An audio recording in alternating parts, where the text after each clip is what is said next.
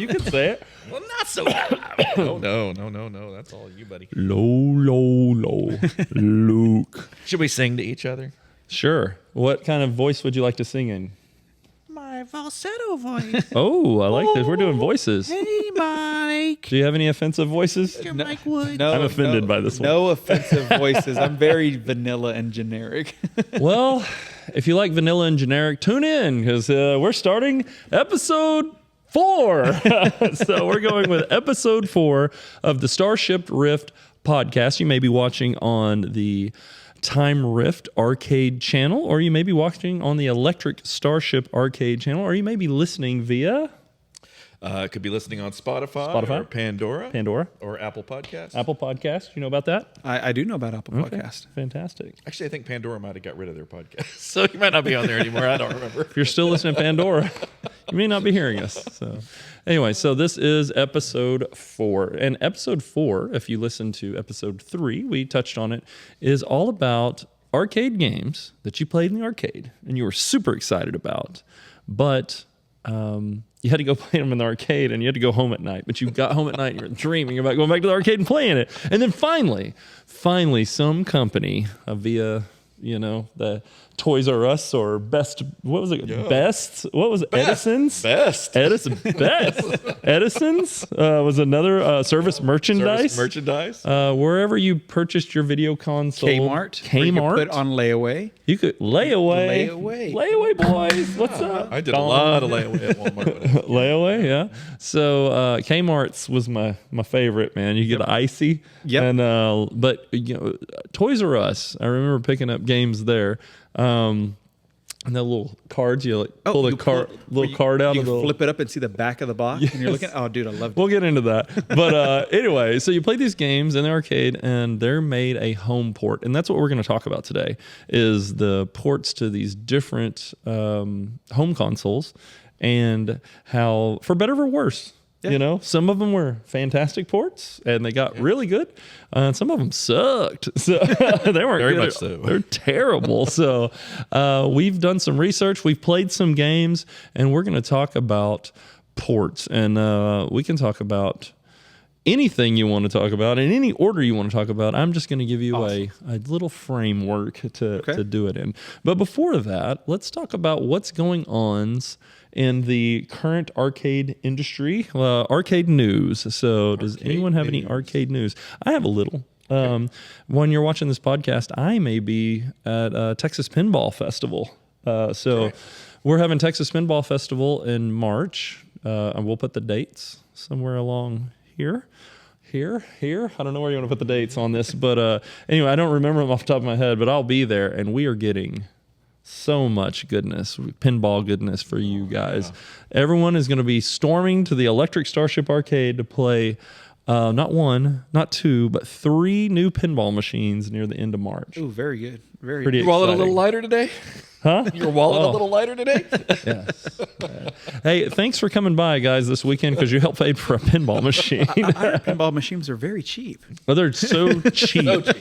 So cheap. They're made cheap. No, I'm just kidding. Pinball machines are expensive. Please be gentle with the 3 new pinball machines. Literally, we're going to change a third of our lineup in March. And if you're in the local area, or if you're not, travel to the Texas Pinball Festival in Frisco, Texas. And this is called the Texas Pinball Festival, but people fly in from everywhere. That's right. Yeah. And if you bring a game, you get in for free for the whole weekend. You're a exhibitor. Mike, it seems like it was about a year ago that you bought a pinball machine. I don't think you've even got it. So, Texas Pinball Festival last March, I put $500 down on Pulp Fiction. I think we're getting it in March. So it's going to be a whole year where that one comes home. Crazy. So, anyway, pretty exciting. Anybody else? You got anything? Arcade news? Something you saw? Something fun? I think, talking to you earlier, there's an an auction coming up, but I'm not sure what date it is. So I don't know if it's going to be before or after this, but there is a... It'll be by the time you're watching this, it'll be after, but there is another one after that. We're in auction season, folks, so there'll be some videos coming to the channels for auctions, so that'll be fun. Absolutely. Yeah, sorry, if you're watching this one, you missed that auction. Right. I should have mentioned that in the last podcast. Should have, yeah. Dang it. Oh, well, whatever. So there you go. So without any further delay, then let's talk about home console ports. So Arcade comes out. It's fantastic. It's anything we named in the last episode and more. And everybody wanted a piece of that pie, wanted to extend that quarter, past the operator getting their money.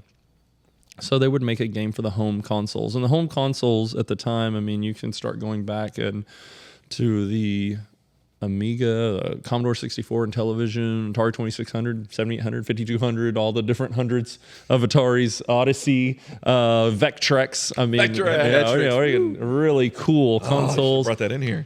I know, it's right in the other room. The NES, the Sega Genesis, Super NES. Then you start getting into some bigger stuff, some Xbox, PlayStation 2, or PlayStation 1, 2, 3, 4, 5, Xbox 360 ones, and Saturns and Dreamcasts and all that. So much. So there's a lot of consoles that games were ported to.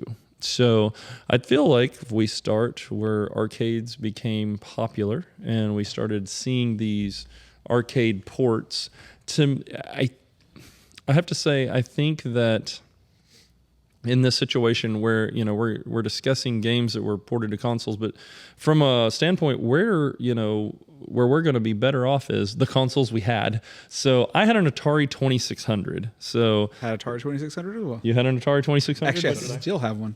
I still have one too. Yeah. And as you can see on the table here, I brought a little bit of my games from my collection here. Just were arcade ports. There's a lot of great games for the 2600. How about you, my friend? At Atari 2600, I had a Commodore VIC-20. I had a Commodore VIC-20. 64.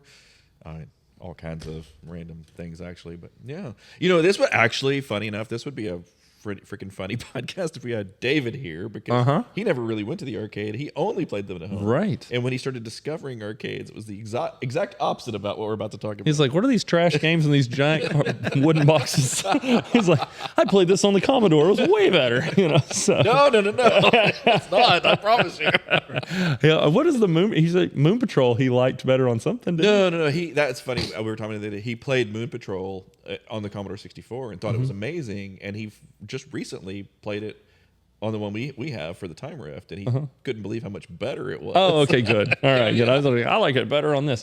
But not to precursor or anything, there may have been some ports that were actually might have been better. Yeah. Who knows? So anyway, so you had tell us about a game that you played early on that was an arcade port. Oh, an arcade port. Well, I mean, I wanted to save this one for later, but I guess we can just get into it. Sure, I don't care. So Pac-Man. Pac-Man, So if y'all don't know, I played the hell out of Pac-Man when I was a kid. And the reason why is my mom worked at Walmart, and I had to spend a lot of time at Walmart waiting for her to get off. I had to get out of school. I had to wait for her to get off work, that kind of stuff.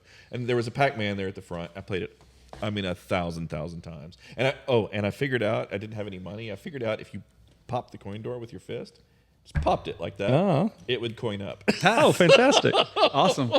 So I was playing it for free. I like that. There was also a chicken machine. The chicken, I was just say your egg machine. You told me that story too. A free egg. But so everybody knew how much I love Pac-Man, blah, blah, blah. And my mom bought me for either Christmas or for my birthday, she bought me the Atari 2600 Pac-Man. Oh. And I had played Yar's Revenge, some other games. Such a great port. I loved them, and then I got this, and I'm like, what the hell is this? This is not Pac-Man. Right. It's pretty wild, right? It's like Blob Man with some dashes. Yeah, it was a wreck. So you mentioned Pac-Man. So in preparation for this podcast, I played multiple arcade ports on multiple different machines, and I had a little rating on Pac-Man, and Pac-Man was better on the Intellivision at the time. It actually was a pretty decent, fun port. I would, if it was a out of 10, right? I said it was like a 6.5. Right. But in retrospect, I played it also on the 2600. This was last night, just getting prepped for this, and there was. It's weird because the ghosts were ghosting, right? So they're like kind of fading in and out. So, and they actually had a little color to them, but on TVs of the time, I couldn't tell that they did. And I played this on an LCD last night, and it actually had a little color. There were slightly shades of colors, but yeah, you're right. The dots weren't dots; they were dashes. I watched a video back when you and I first started talking about building the Time Rift arcade. So that's been like 2 years ago. I'll find it and link it in the description. But the guy talked about the 1983 video game crash, and he specifically mentioned this Pac-Man as probably the tip of the iceberg. Yeah, Pac-Man was a very on 2600. The Atari 2600 was a poor port. The map was weird. The ghosts were weird. The Pac-Man looked weird. His mouth didn't open like a pizza slice. It opened like a Muppet or something. It's weird. Not even like a Muppet. A Muppet is a better Pac-Man than this thing. It was like a weird, he had like a weird unhinging jaw. Yeah. So, and then instead of little pellet dots, there were dashes. That totally were dashes. that Yeah. long, so. I'll tell you what was fun about last night doing a little research and playing these games is the Atari 2600 has a certain sound that is just a beautiful noise that comes out of. I mean, it's god awful compared to other things, but it really brought back some memories on the 2600. So the funny story about the Atari 2600 is it doesn't actually have a video chip. Okay. It actually works. It has some TTL logic chips that actually just read memory and put them on the screen. Okay. Really? Right. That's So interesting. that's Awesome. one of the reasons the graphics of the 2600 are so chunky. Did you have Pac-Man on the 2600, Roman? I do. You know, it's this might be something I've never told you, but Is this it? Is that it? That's it. Yeah, there you go. Pac-Man on the 2600. That's amazing. Not sure if I ever told you this, but I actually collect video games, No way. dude. You collect video games? video games, not just arcade games, but I collect all I actually the consoles. collect a 2600 games. So I've got 2600. So the funny way I got my 2600 was I went to a garage sale and they had a Pac-Man and a Return of the Jedi game. Oh, that's a great game. Okay. I mean, it's a good. So, it's a game I look for really was like- hard. I was like, hey, it was a great game. how much for these two games? And they said $2. I was like, cool, here's $2. They said, do you want us to help you carry the boxes? I was like, what?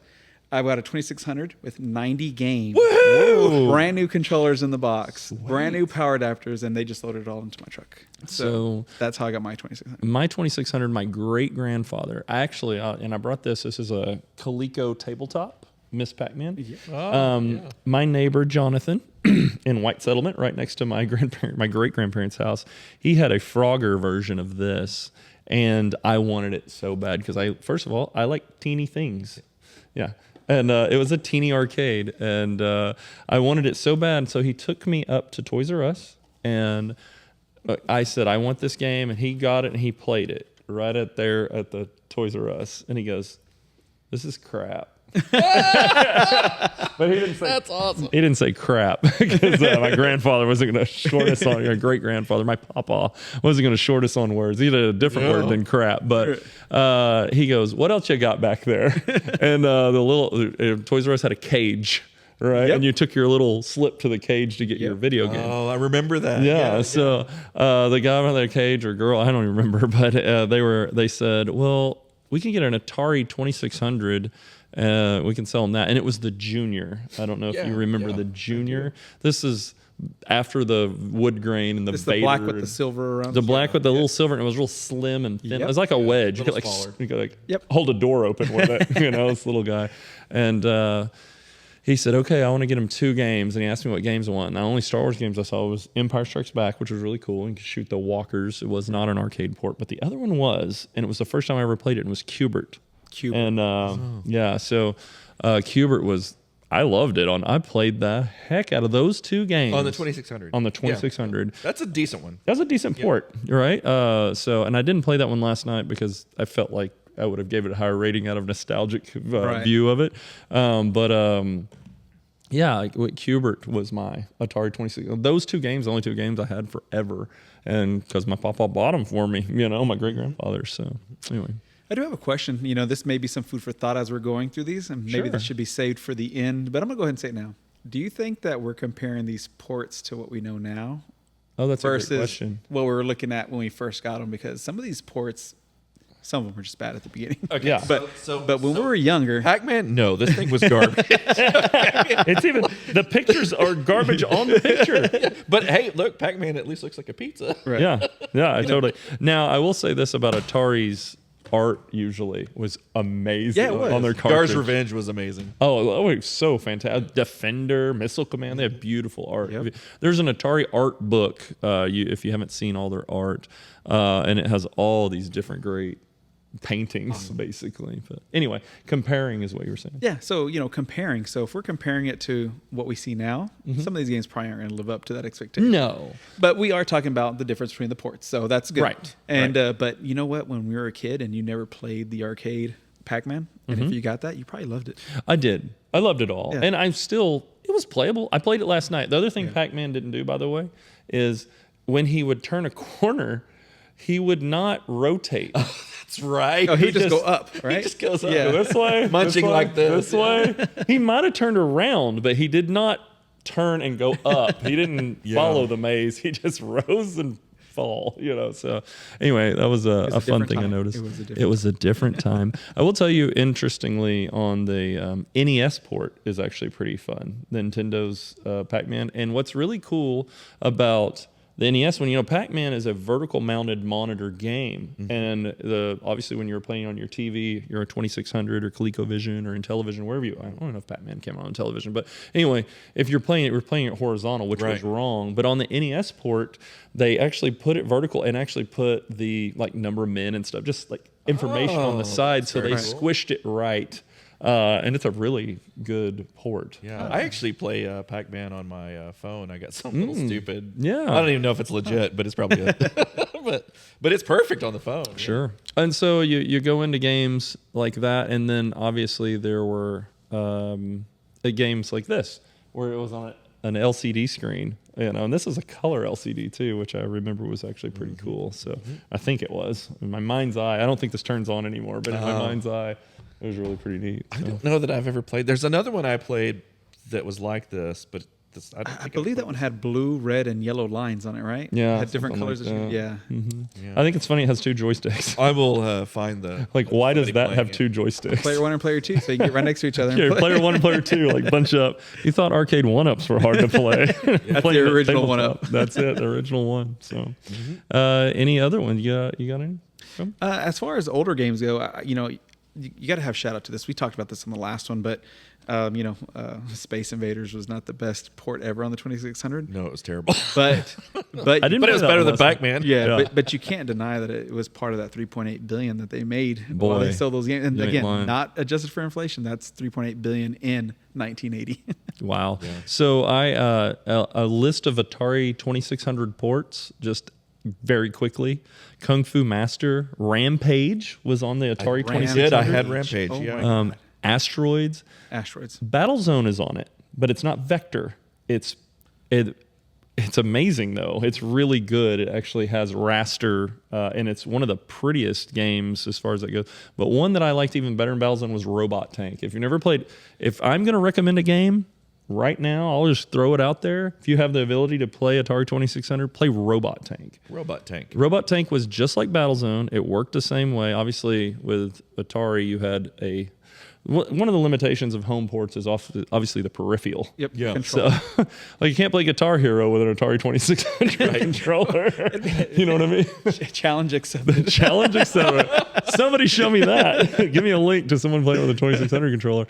But the robot or Robot Tank, but I'm sorry, Battlezone had the two joysticks where you push forward, back, or you turn like this.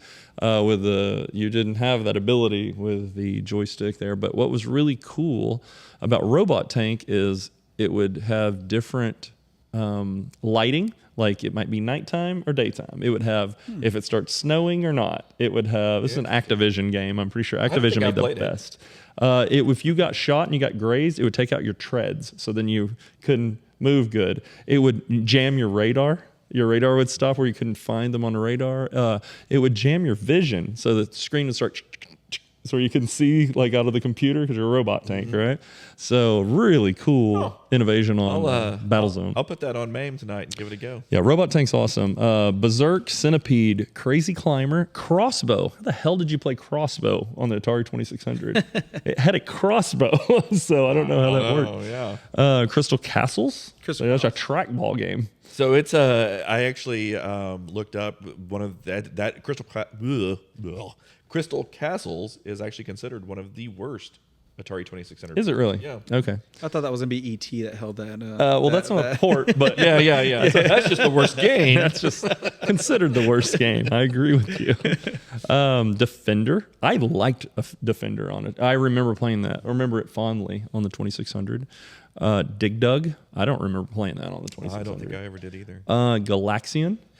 One of the things for me, I always got the games that were the cheapest because we were a poor family. Yeah, that's why I had an Atari 2600, folks. So some of the games, some of the more expensive games, I never got to play. Dig Dug might have been one of those. Oh, that makes sense. I just never saw it. I guarantee I have it because I just have a big collection of 2600 games. Galaxian. They never made Galaga for the Atari 2600. As a matter of fact, I had a 7800 and it was a pretty good port of Galaga. And I got 7800 much later in life. Yeah. But the 7800 was a lot like a Nintendo, like an NES. The graphics were significantly 8-bit improved. kind of graphics. Yeah. So, Jungle Hunt, Joust, Mario I Brothers. did have Joust on the 2600. Yeah. Joust was pretty common. I remember that on there. Millipede, Missile Command. Missile Command was pretty good on the 2600, wasn't it? I think you played that with the paddle. Did you play with a paddle? I don't know if you could. That's only back and forth. Yeah, I can't Play remember. Warlords with a paddle. That was an awesome game on the 2600. That's an amazing game on 2600. I didn't even know that. I don't know.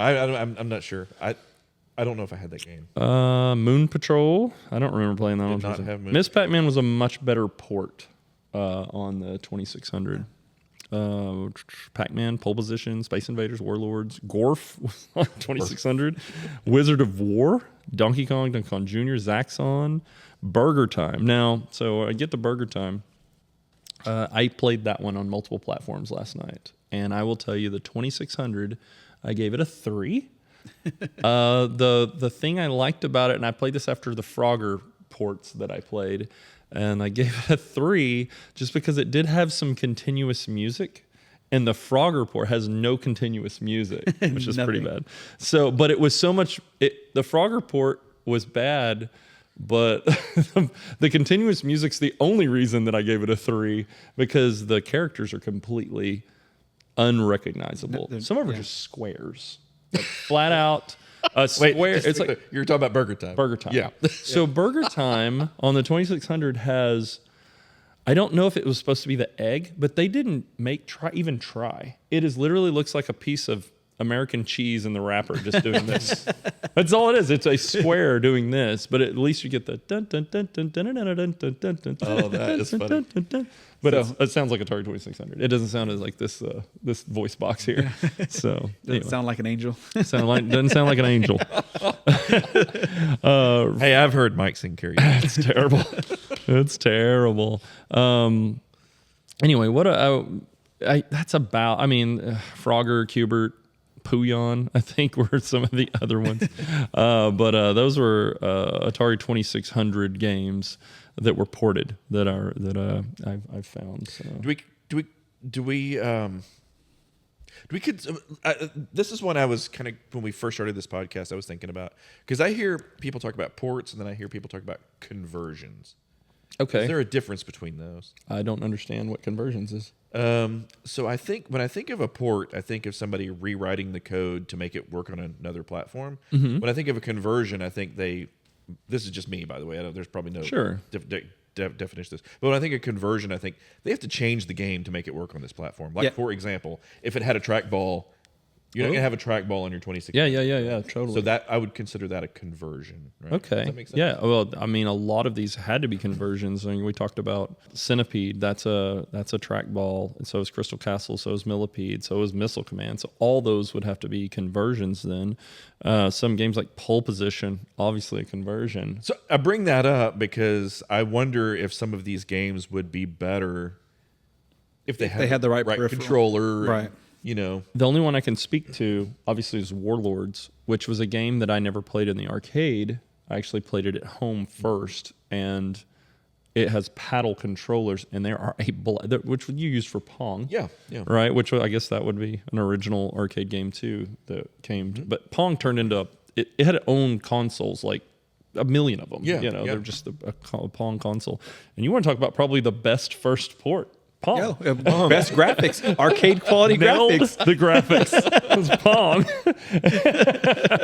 But Warlords is incredibly fun on the Atari 2600, and it is because it has the correct peripheral. Yeah. I think, can you use that to drive like Pole Position, the paddle controller? I don't know.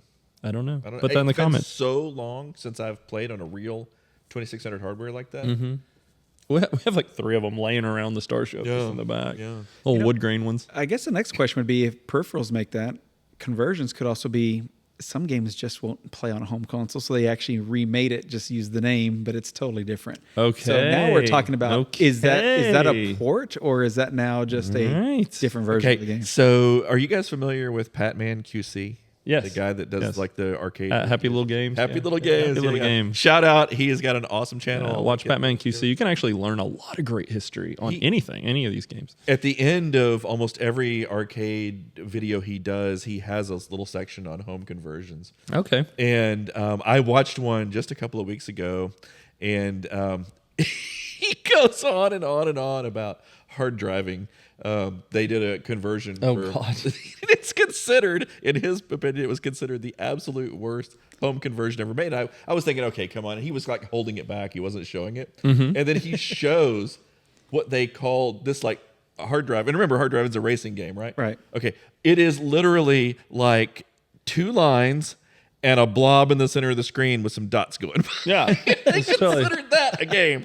just kind of just took the name. Yeah. Right. Right. Yeah. That's it. So let's change that focus. What?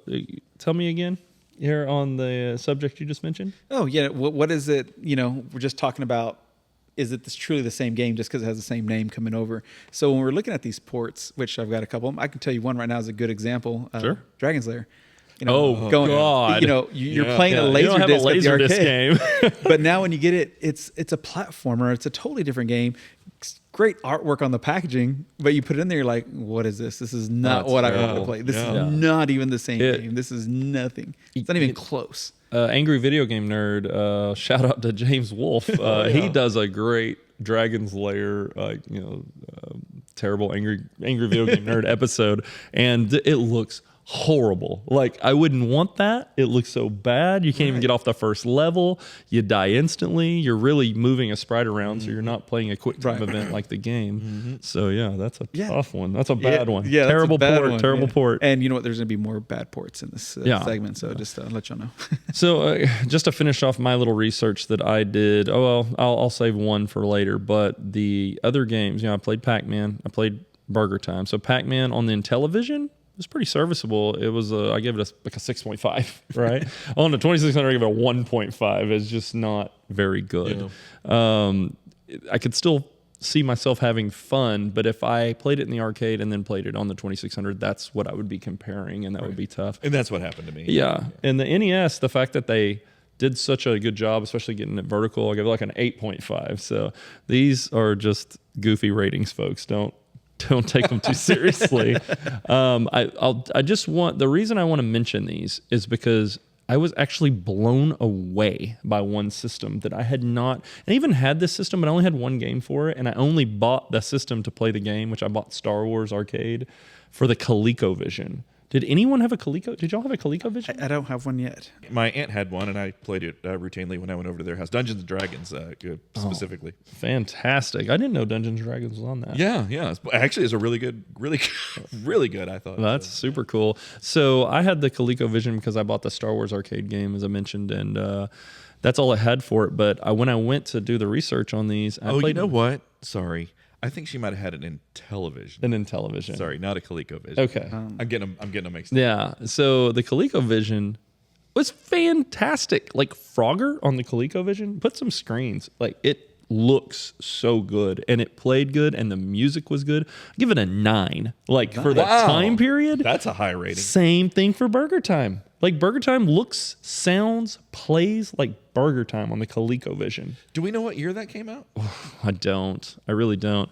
But Frogger, I was like super impressed. Like I said, in television, it was decent. Gave it like a 6, Frogger. On the 2600, I gave it a 3. I didn't have any, like, the music just goes away. And it's like, doo-doo. Not even a that's all you context. get. But I took and you can get a better vision of this. But this is the back of a comic book, is basically this little piece of paper here. I was looking for the actual comic book because I remembered this. And if you go to I know we constantly plug the National Video Game Museum here in Frisco, but if you go to it, they have a whole wall of all the different Frogger ports all playing at the same time. If my mind serves that's me great. right. So you can actually see it on different consoles and play it. But just on this video game ad, it came out for the Intellivision 2600, the Texas Instruments 99 4A. Do you know what that is? Mm-hmm. Okay, I don't. I have one. Commodore I'll VIC show it to you when 20, you come to the pub. Commodore 64. Yep. Came out for the Atari home computers. So is this like the 800? 700, 800, Yeah. 400. Atari 5200 and the Coleco Vision. And, they put the graphics for the 5200 on there. And I'm telling you, the Coleco Vision was the best of all those. Yeah, isn't that cool? Arcade perfect ports. Instead of lily pads, there's little arcade little console game boxes of all the different Froggers. Frogger was a Parker Brothers game, and they had a kind of a unique cartridge design there. So again, you'll probably be able to put a better. Yeah. But we have it. We brought it here. So that's my. That was my my time with these retro ones. But we wanted to talk about, you brought up the point of these games just getting the same name, all right? And it really just being kind of a different game, but in a bad way. You brought up Dragon's Lair. Right. But how about games that actually were better than the arcade version of the game? Oh.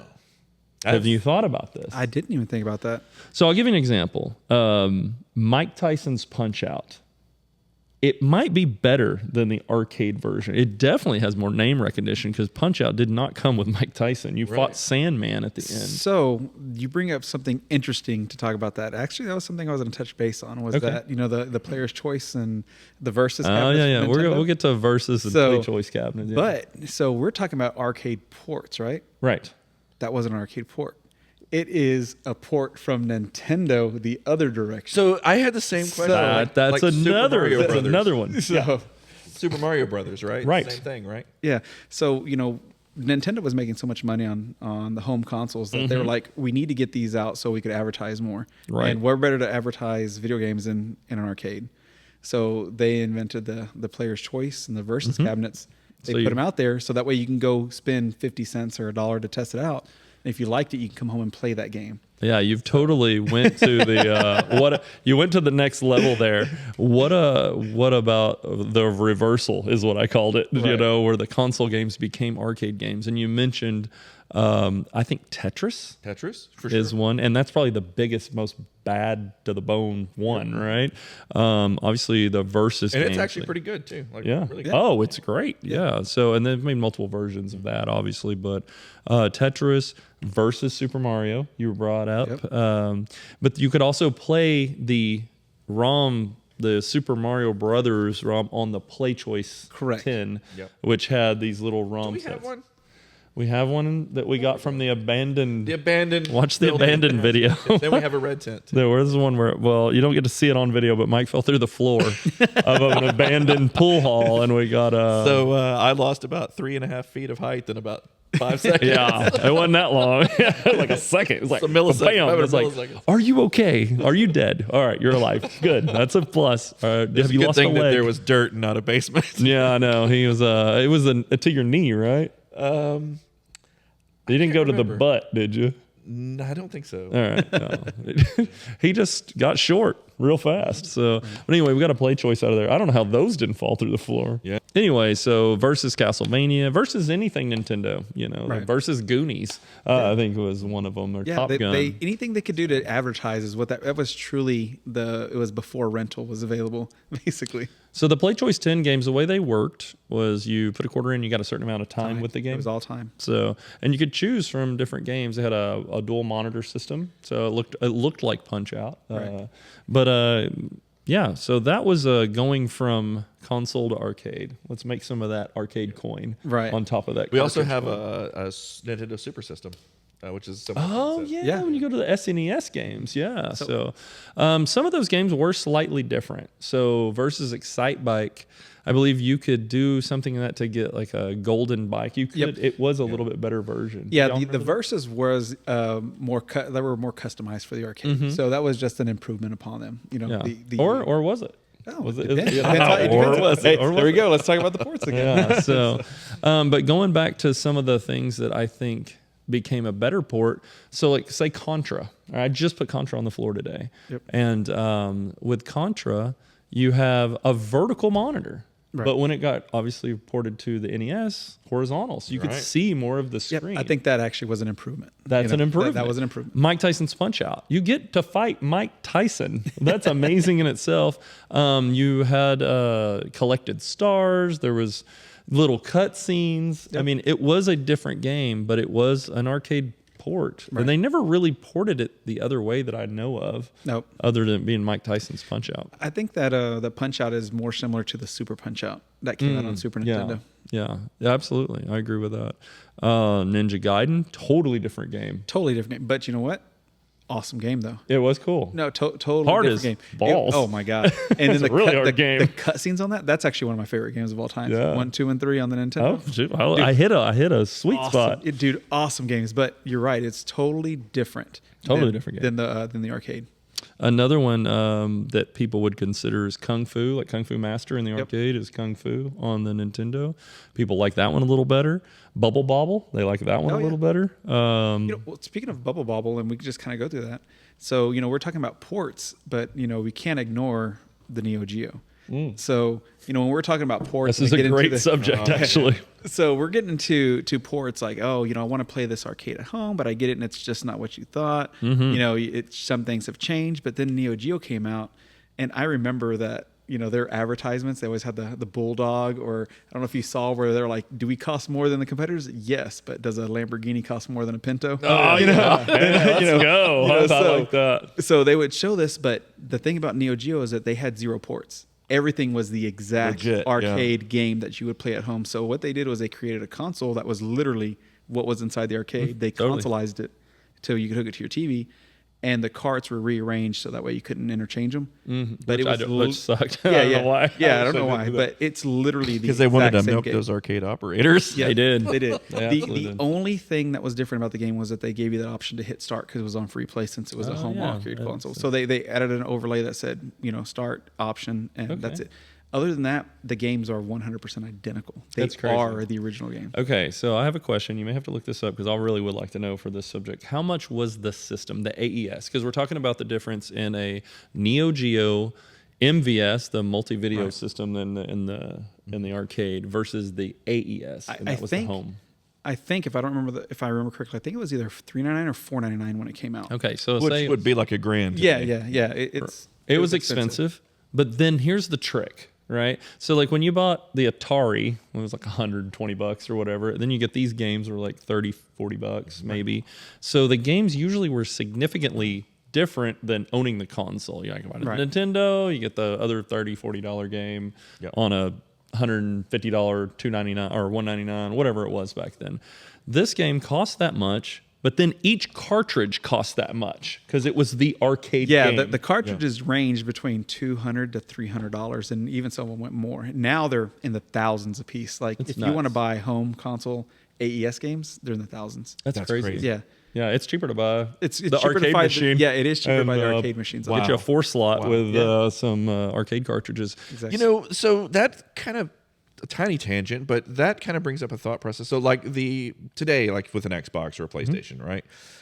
They're basically giving you that thing at cost or maybe even slightly below cost, right? Because they know they're going to get you on buying all the games. Microtransactions. But it didn't work like that back then. No. Right? No. Not at all. So it was because that back in the day, you had to pay to make every single board. You weren't using a 2-cent CD or Right. 3-cent. Or today, you're just digital like download. sending it over the internet. Yeah, Right. you had to pay for the packaging. You had to pay for the ROM chips, which memory back in the day was expensive. Just to begin with, you had to pay for the manufacturing of that, getting it out of Japan into the U.S., and then advertisements. Right. No one's gonna go. You got to sell that to EGM. Remember EGM magazine? EGM, They had to Game give you- Pro, they had to give you Game some good Informer ratings, eventually. So I wish I could have found. I have a I forget what the Game Pro tips and tricks. Oh, yeah. And it was I have the very first magazine, the Tips and Trips magazine, and it was the same year my brother was born, and it had all the different ports of Mortal Kombat, which we'll get to those here in a minute. But one of the things I wanted to tell you really quick on the AES, that's one I never. I wasn't a Neo Geo kid. There wasn't one around me. Me either. Or, I may have walked by them in the in our tilt in our Northeast Mall because it was just the biggest arcade. But I don't quite. I mean, my vague memory of even being around. I don't think I knew they existed until about 15 years ago. Right, like I was World Heroes 2 Jet. Oh, okay. Oh my okay. god, it was at a local like video store that was down the street from us, and they had that and Puzzle Bubble. You know, it's in every one of them. Bust a Move. Yeah, Bust a the Move. one game Yeah. you cannot take out of your Right. Neo Geo system is Right. Puzzle But- Bobble or Bust a Move, Yeah. whatever you want to call it. That game, World Heroes 2 Jet, really started me into liking fighting games. That was my first introduction to really into fighting Right. genres, and I learned that 90% of the games on the Neo Geo are fighting games anyway. Oh, totally. That was a fighting game machine. I think what it didn't do it for me was the fact that it was a big red box. Right. It was red box before red box, folks. So it's really The original red box. the original red box, multiple games on it, tiny little marquees. I mean, it's super cool now that I'm, Yep. steeped in arcade lore every day when I walk into work. But and then all the different fighting games. I love fighting games. And we're talking about one of the best, Samurai Showdown. So, yeah. But I want to tell you my first knowledge of the AES system, and if you'd asked me even that year or even that day what the hell it was called, I didn't know. So I see this Neo Geo and I see the packaged games, and I was in Incredible. Do you remember Incredible Universe? Yes. Oh yeah, Yeah, Arlington, right there. I lived in that store. Yeah, I figured you knew it very well. So I was in Incredible Universe, and I saw it in the display case, and I was like, oh, wow, that's a different video game system that I didn't really have much knowledge of. Right. And I said, how much is it? And it was expensive. And I was like, well, all right, well, how much are the games? And they told me the price of it. It's like Samurai Showdown. And they're like, yeah, Samurai Showdown is like $400. $400? I'm like, you're talking about the system again. No. The games. Each game was as much as the system or more. I used to go to Babbage's Babbage's. and just look at the packaging. Oh, yeah. And because Oh, my God. This is me at Blockbuster I couldn't Video. afford that. Yeah. There's no way I could afford that back in the day. I don't have a. I wasn't privileged. Oh, so- me neither. me either. I'll tell you the crazy one that I looked at in like the Babbages was the Panasonic 3DO. Oh yeah, I remember It's like that. $700. Real 3DO, and it really sucked. But it's I actually still have it. I have it. Oh, you do too? Yeah, I do. Can we? Okay, wait. Did you guys buy these when you were? Older. Hell no. Older. Okay. Older Oh. when they were dirt cheap. I remember talking about it and wanting to play. They had an exclusive game on that. We're tangenting Commander? hard. No, it was Way of the Warrior. Was a fighting game. Oh, yeah. Only came Yeah. out on 3DO, and I didn't buy it until 30 years later. Or Wow. something. So, but anyway, back to the arcade ports. That was my story on the SNK. Speaking of arcade ports 3DO, they have a fantastic port of Street Fighter 2 on it. Oh, they do. That's Actually, like one of the it's best. one of the ones. best games, yeah. Out of Street all Fighter the 2. ports. Of all the ports, That the was one of the- 3DO got this. Yeah. Wow. Too bad the controller only had 3 buttons. Yeah, I know, right? I don't know any way to play it. We're talking about these ports and what they have, but the one thing that we haven't really touched base on, and I don't know if a lot of people even know this, is that the reason ports have been getting better is because the hardware that they started making into the systems was based off of now the arcade systems. Right. So That's totally true. if you took at Altered Beast, it came out on the Sega Master System. Absolutely horrible game. Yeah, but on the Sega Genesis. But on the Sega Genesis, it was loosely based off of that Sega System 16. It's that blast processing. Yep, blast processing. Gotta love it. Yep. Sega.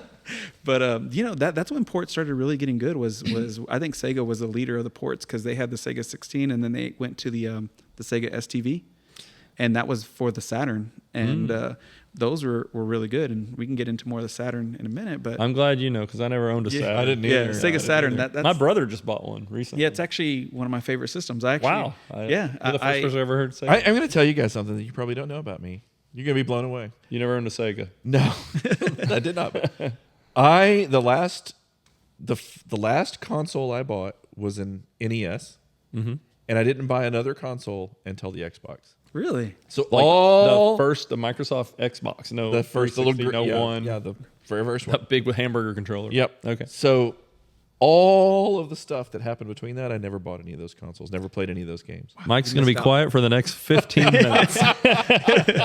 Well, I'm glad. That's good knowledge. That's why I thought I brought up at first. It really depends on your experience, Yeah. So, and to you folks at home listening, if there's some experiences that you had that we didn't, please put it in the Because comments. I We'd love to was hear a those computer stories. gamer all those years, right? yeah. I played PC games or Commodore before that, right? So, Sure. Yeah. And I never owned a Commodore 64. I only know like one kid in school that had it, to be honest with you. It was cool that I think they had a Double Dragon. Boy, Double Dragon was ported to everything. Yeah. Yep. So I want to say I might have played it once at his house. That was the thing about video games as a kid. If you went to people's houses, and I don't know, your friends might have been nicer than my friends were, but I just never got a turn. Yeah, everyone always played. This is mine. I'm gonna play it. I used to. Always It's go to my friend's birthday. I'm playing, and it's like, okay, well, you got me there. It's Right. not my birthday. On my birthday, I'm begging for this thing. Right. So anyway, so do you have any other ones, Mike, that you can think of, like ports? Not from that. No, I don't think so. So you brought up a good point, obviously, with you think the ports got better as these older systems, but that was something that I would like automatically snap to. But that's why I wanted to bring up these old ones, because the older games were a different set of hardware. Yep. And they were ported at different times. So what you had was this as arcade. They kind of were doing this, like the arcade game was better, the home port was weak, but then as the home ports got better, the arcades just kept getting better. But at some point, the home consoles started surpassing that, or Big at least time. being more equal. Big time. Yeah. So we're kind of in that equal era when we're getting into the Super NES and into the Sega Genesis. Yeah, I think that what happened was when you're looking at, we were talking about Neo Geo with the cost of manufacturing. Mm-hmm. Well, the limitations that we had was that carts only had so many chips in them. Yep. And now we're talking about, okay, well, the hardware is now in the arcades is now getting better and better. Right. Now you can't have these chips inside the carts to be able to make them at least cheap enough for someone to buy. So now you're talking about something costing the cost of a Neo Geo game. They're obviously bigger. So all of a sudden we went into the CD world. Yep. Right. And as soon as we got into CD media and that was cheap, that's where we started seeing where you could actually fit bigger games onto the disc that you're having at the house. So you're looking at that turning point. I think that turning point is PlayStation, Sega Saturn. Yeah. I think one thing that you guys didn't experience that I did, though, was playing games on PC. Totally. We didn't, even before CD games, we had, floppy disks, right? Right. And you might go to the store and buy a game like Wing Commander, for know what example. you're going for. Came on like 50 floppy disks. That's right. I mean, a stack like this tall. And this is Star not Wars screensaver Yeah. that came Yep. on 4 floppy disks. not a joke. You'd get Yep. you'd have a stack of floppies this big, and you'd have to switch them in and out while you're playing games. But a lot of that technology was there on PC gaming long before the consoles. Correct. Right. And I think we're at a time now where it's almost turning into one, to be honest with you.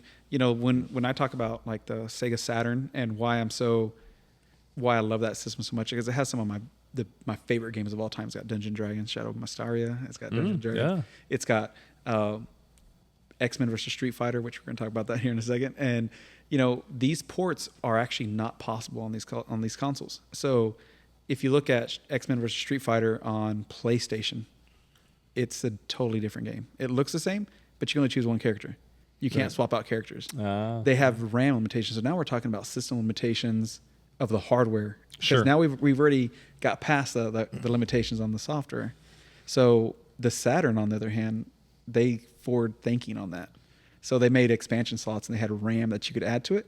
So they actually had arcade perfect translations of X-Men vs. Street Fighter where you could swap out characters and play just like you would in the arcade. So and it looked the same, played the same, everything was the same. So I like talking about limitations, and we can just like one step back so we can get a little bit of cartridge and a little bit of CD limitations, right? So when you got to those cartridge limitations, they did things like, so some of the things they do in fighting games especially would be frame rate. They would cut out whole frames to get the speed up. Exactly. Right.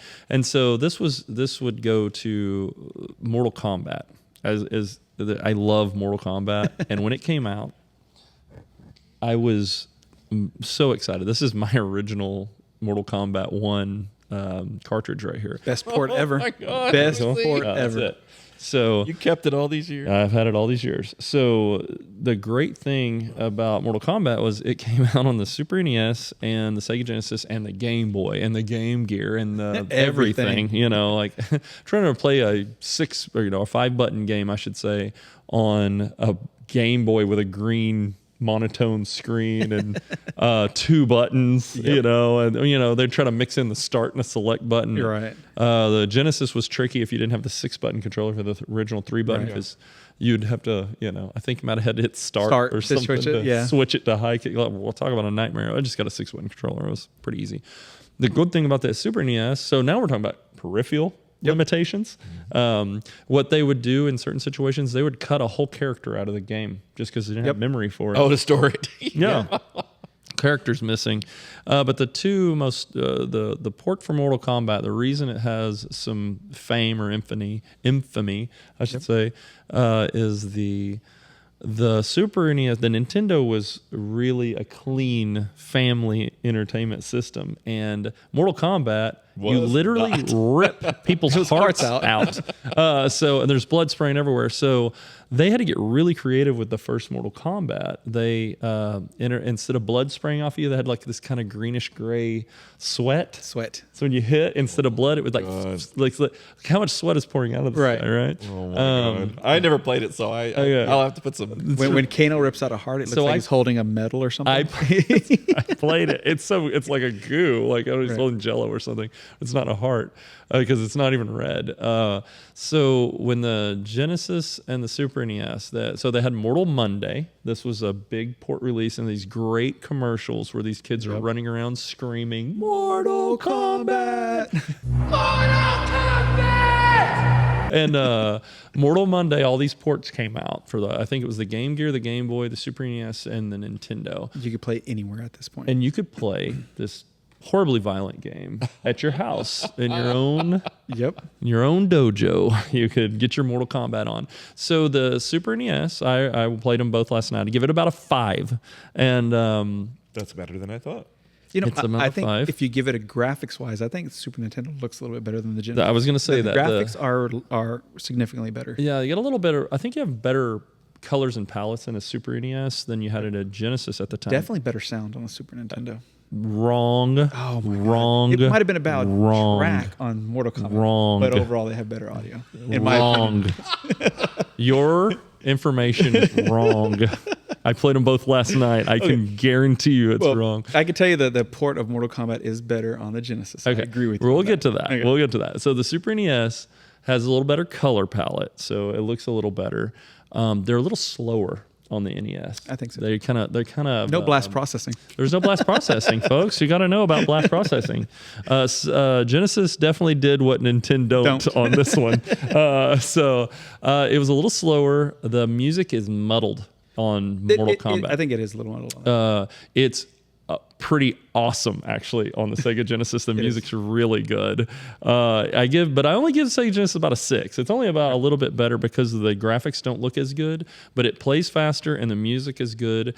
But the most importantly, ABAC. You could put in a blood code at the beginning, and you had all the blood. It turned it on all the fatalities. And I did them last night. I have screenshots of doing this and actually putting it in.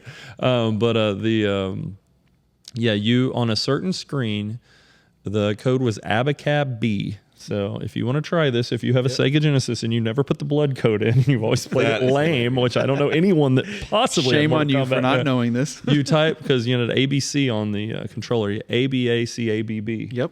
And the letters would light up red. Then you knew you did it right. Yep. And then full blood, full fatalities, no censorship. Now, was this something that they told people about? Or no. All the gaming magazines. Obviously, the game magazines found it out, but that's what caused the controversy because every kid knew. That's why this got taken to Congress. That's why they went in there. And every kid knew. It was if you didn't have a gaming magazine, the kids on the playground were like, you can put the blood code in. If Congress wouldn't have intervened, everybody would be freezing each other on the streets and uppercutting them. That's I'm glad they saved us. They saved us. I'm glad they saved us from all them night traps. Yeah. We couldn't even go out at night at this point. So, well, speaking of saving you, I want to do a little interstitial here. Sure. In our thing, I brought you a present, Mike. Oh, you know what? I was going to get to how Scorpion would light you on fire. Now, that one was both in the NES and in the Genesis version. Look what I got for Wow. Look at this, guys. Hot Ones. So what do we have here? First, We Feast presents Hot Ones. Hot sauce. So if you haven't watched the Hot Ones podcast, they eat hot wings with all these ridiculous hot sauces on it. And it's very, very spicy. And we're gonna do this. So yeah, we have to do a podcast Hot Ones. Heart Ones. I was thinking of the Kano fatality. Right? So look at that. In the next 2 or 3 podcasts, you're going to get to see us eat ridiculously hot sauce. The last dab. Wings, yeah. That's the hottest one? I think I'll go ahead and get some like some Rolaids on order. And, A bucket of Tums. Cynthia will have to let me know how many Tums I can have. Yeah.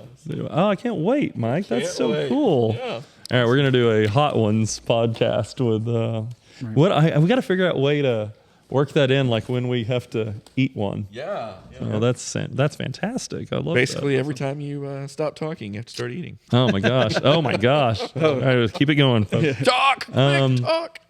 And lastly, on just to close up Mortal Kombat, yeah, I did like the Genesis version better. I thought the SNES looked a little better, but the Genesis sounded and was faster and had blood. Right. So I gave it a whole point higher. I made it a 6. there you go. The Sega CD version, though, was advertised as bigger and badder, and actually when you turn it on, it had the full motion video of that Mortal Kombat Mortal Monday commercial. Yeah.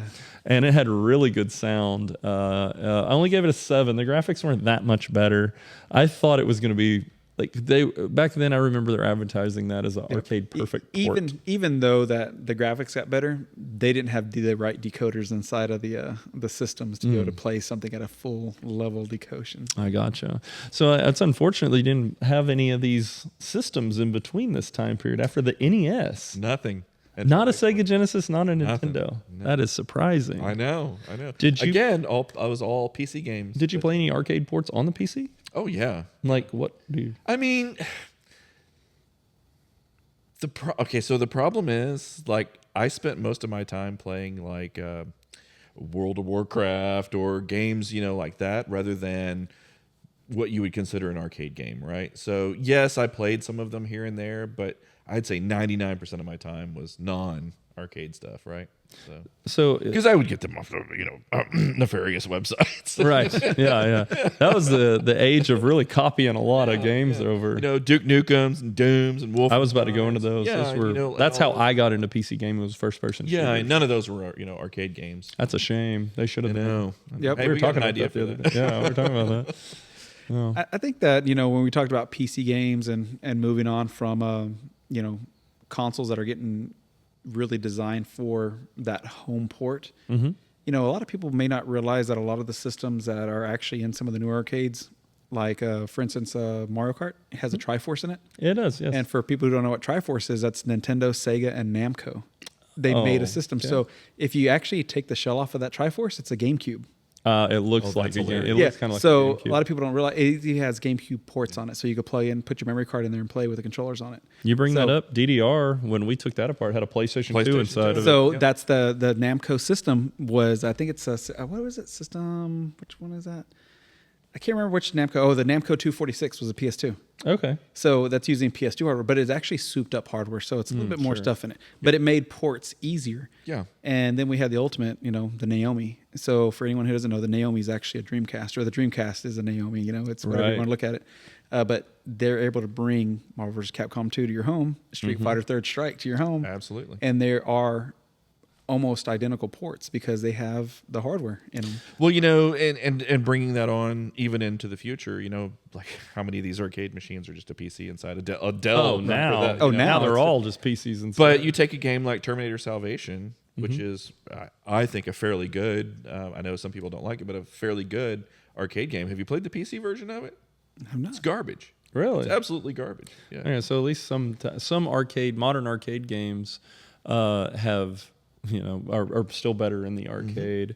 There's some games that just don't port to home. Again, you can't. It's just not the same without a gun. Yeah, and that's why driving games and shooting games, talking about going back to arcades, that's why they still remain popular, because to get that set up at You home can't is replicate tough. that at home. It's very tough. It's different. Well, and even like the super, what is it? I forget the name of it, but it's the Galaga that's like this world's biggest Galaga or whatever. Oh yeah. Oh, right. You can't replicate that experience at all. Oh no, and that's why if it's not a shooting game, driving game, or some redemption machine, then it is big ass Galaga, or Right. it's like the idiocracy of old school game. It is. It's a wall game because we've got to amp up. It's not enough adrenaline to walk up to just Pac-Man you have in a to be able to box. sell something that you can't do at home, Right. Especially if you want to bring people in. Well, we talked about games that we're talking about arcades and experiences that are in the arcade. What about games that never got ported?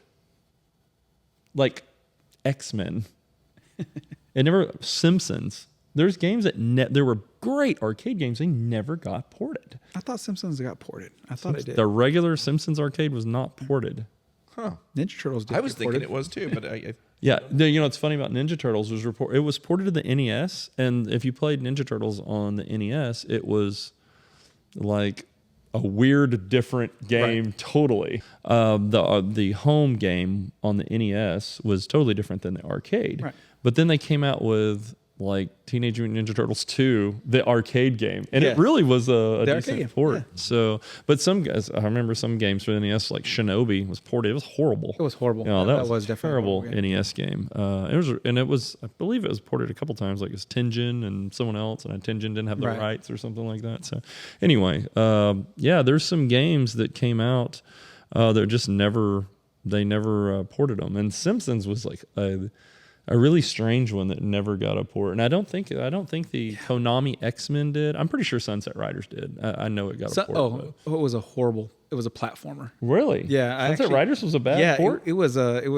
least the one I played, and it was It's on NES. I remember or jumping on Super a NES. train and going through it. I don't remember it being the same as the arcade. I think you still did that in the arcade too. You ran on top of bulls. I know that. That's a I pretty can't, early I can't thing. remember. I just remember it wasn't the same. You didn't like it? I didn't. I just You didn't remember like liking it. Yeah. I didn't like it. So, but yeah, there's a few games, and I'm sure you can put in the comments below. What were some games that didn't quite get the cut and get to that home port? I never understood why The Simpsons didn't. That was such a popular game. I remember loving NBA Jam's home port was awesome. It had some really cool extras too. So NBA Jam has secret characters in it, but when it came to the Genesis, it had more secret characters in it. Yep. And you could be Bill Clinton or Hillary Clinton. And this was like when they were when he was president. You could be I want to say Will Smith. I don't know if Will Smith was in one of them. Well, you don't have to pay the president.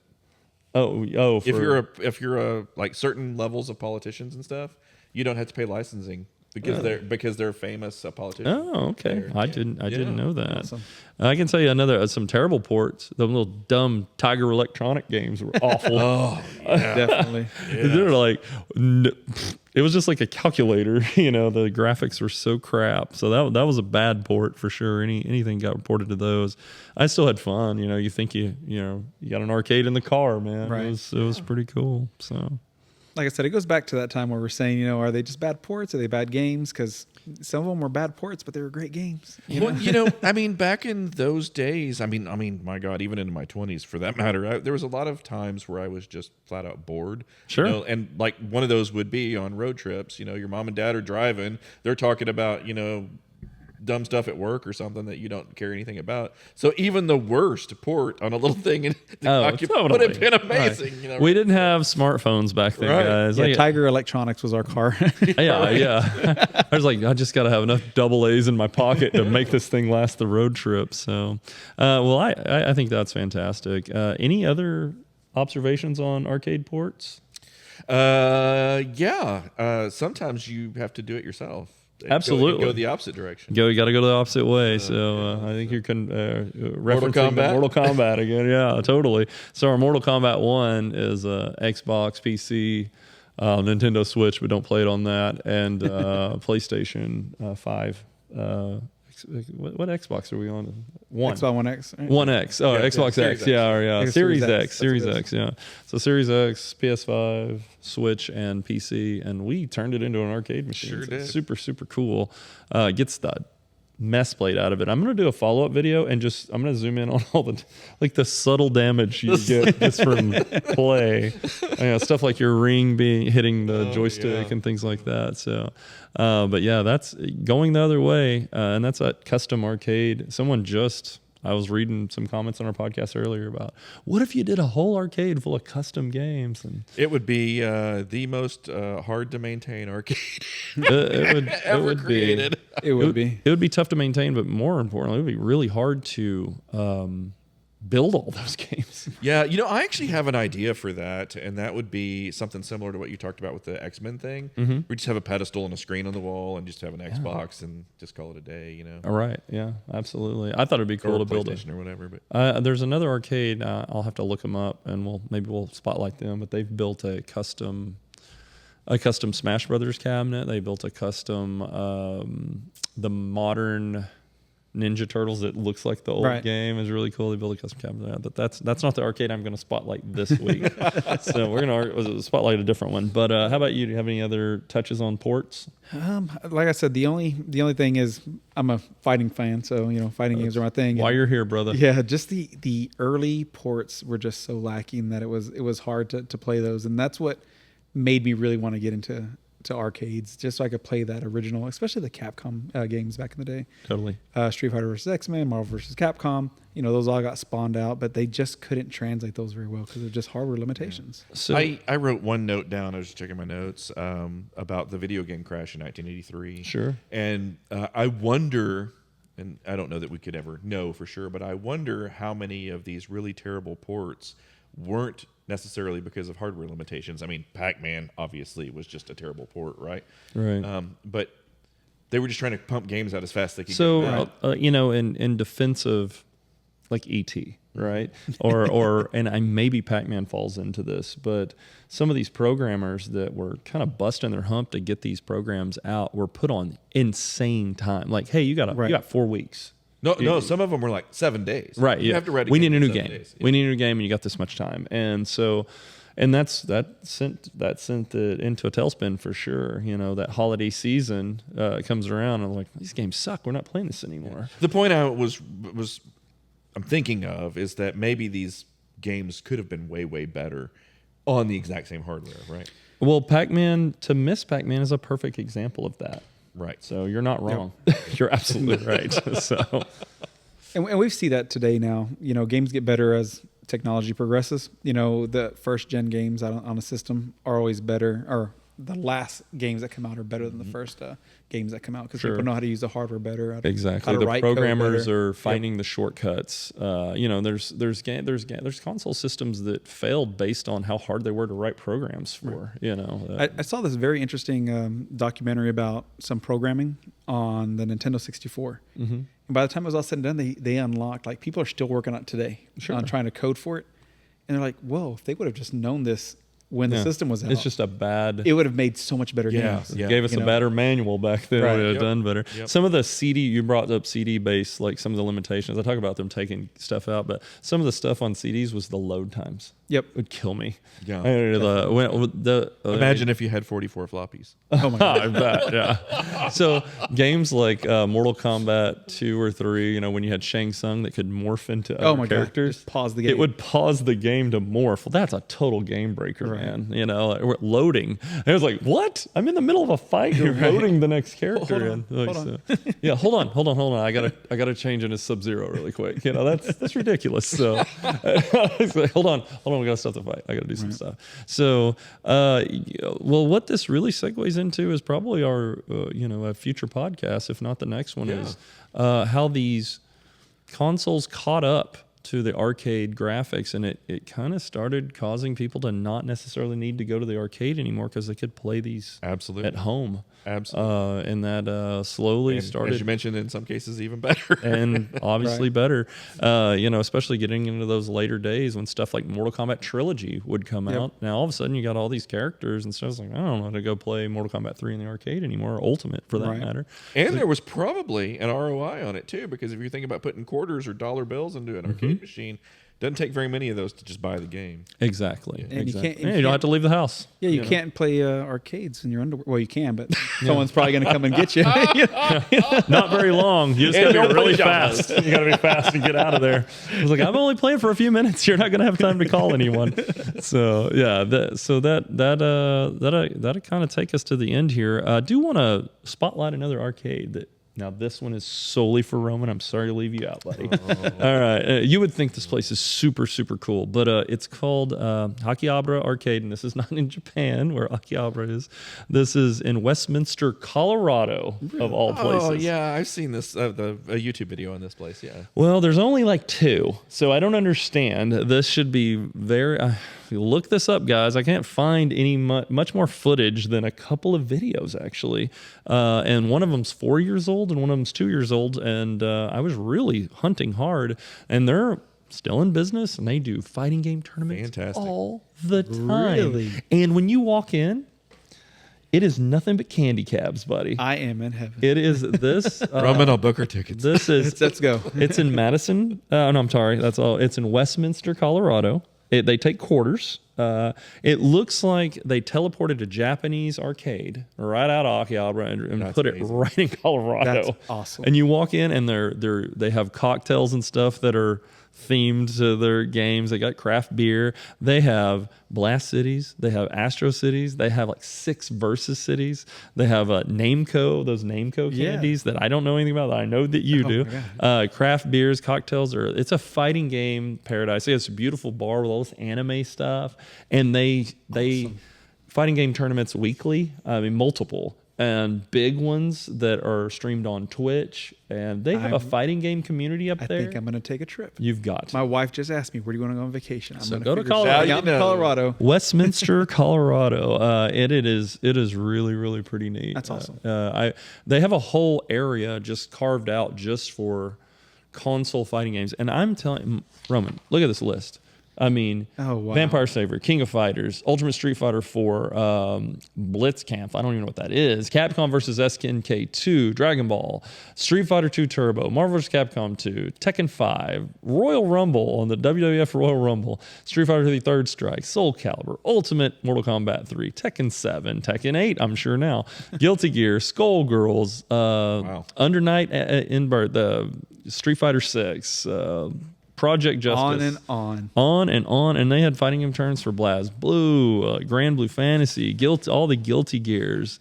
I mean, it just on and all the Guilty Gears. So I think that's where my next trip is. It is. That sounds fantastic. It is, the new Mortal Kombats, Soul Caliburs, all the Tekkens, all the King of Fighters. So Virtual Fighter, Melty Blood. I mean, any fighting game you can think of, they're doing a tournament on. So if you're in Colorado, anyone, go to Westminster, Colorado, bring a roll of quarters because they kick it old school, and you can play all these Japanese. I promise you walk in there, just all you got to do is breathe it in. You're going to feel like you're in Japan. It's really, really pretty neat. I'd go to that. It's super cool, man. I would love to go. So it's going to be fantastic. Anyway, so... that's my shout out of the arcade. Anything anyone should play before we go? I know we talk about arcades, but we're talking about ports. So if you could find anyone that has a Saturn that could play some import games, okay, try to do some compare and contrasting on that, because I think you'd be very surprised on the games that are that are ported over from Sega Saturn. Sega All Saturn. right. How about you, Mike? I'm actually not going to do an arcade game or a pinball machine. A home port? I'm going to do a home game. What'd you play? It just happens to be a game I've recently finished. I know what it is. Go. We talked Cyberpunk. I knew it. So I finally, I didn't play it when it came out because it got such terrible reviews. Sure. And they've fixed a lot of the problems, obviously, right. last year that people complained about. I played Cyberpunk, played it from all the way through. I got like over 100 hours in it now. Wow. And yeah.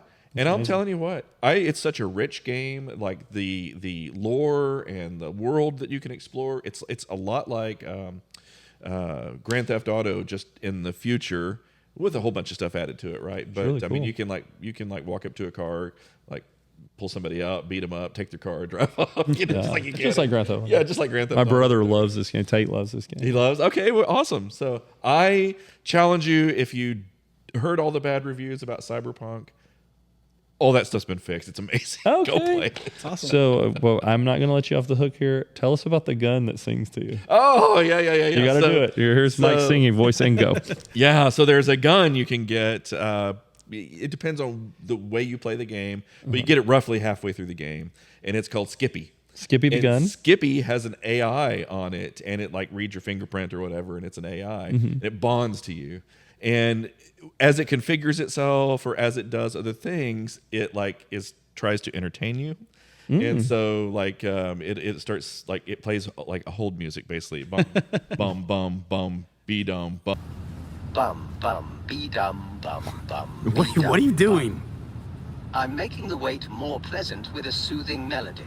Yeah, it's a Rihanna It's a song. Rihanna right? song, yeah. What song is It's that? Dum hilarious. dum dee dum dum dum dum dum. What song is that? Maybe it's the way y'all are humming it. Oh, well, the gun hums it really Well, fun. he does hum it kind of funny. It's like it's comedic. Bum, be bum, Yeah, right? Like, be bum, bum, dumb, right? But Uh-huh. and then like every now and then you'll just pick the gun up and it'll just fire, oh goodness! and it'll just go, oh, sorry, premature discharge. Oh, that never no. happens. That never happens. I mean, it has all these comedy routines. That's really fun. I will warn you though, spoiler, I will warn you that if you get to a certain point, you find out who the gun's real owner is, and you have the option to take it back to them. Oh, okay. Do not do it because you don't get the gun back. Oh, that's a cool gun. You want to keep that you gun. want to keep that so. gun. If you do it, you get screwed. So I love it. I challenge anyone to play Killer Instinct this week. yeah. Just a fun fact about Killer Instinct I thought was cool is that and it's kind of a recent learn, is the programmers made it to where as you got a higher combo, it would raise the volume. So an operator puts this game on the floor and he sets the volume to what's in front of it, right? Like Right. Who's standing in front of it. But back in the day, Nintendo or Rare, whoever, or Midway, I don't know which involved party of all three of those did it, but they put it to where, when the game first starts, people start learning it, it's going to be the same volume as Mortal Kombat and Tekken and all the other fighting games it was competing with. But as you got better, the combos got louder. So as the game, the longer it sat on the floor, the better people would become, and the more it's going to say super combo ultra combo. It's actually going to say it at a higher volume. At least that's what I heard. And it gets people's attention. And it gets people's on attention, and that quarter goes in that machine instead of the other ones. Absolutely. Pretty genius. I thought that genius. was super cool. That's a cool story. Don't know if it's true. Look it up. And that's what people are saying. So I don't know. Everybody's saying. Everybody's saying it. Everybody is saying it. I'll automatically throw in there. That's probably where the car's volume goes up when the faster you go. They borrow that from more. Maybe. Who knows? That's what I've heard. Urban lore. That's what people are saying. Everybody's saying it. So anyway, I think that's going to close it up for this podcast, guys. I hope you enjoyed it. This was episode 4. And please like and subscribe on the Time Rift arcade channel and also the Electric Starship arcade channel, because we're going to have more great content. If you like arcades, if you don't like arcades, it's probably not for you. Right. So, Hey, and for that matter, if you don't like podcasts, we have plenty of other videos. yeah, there's all kinds of other fun stuff. And we're the video on Texas Pinball Festival, multiple arcades that are going to go into the new place that Mike and I Arcade are restorations, builds, custom builds to Mortal Kombat. finding stuff, all kinds of fun things. So, auctions.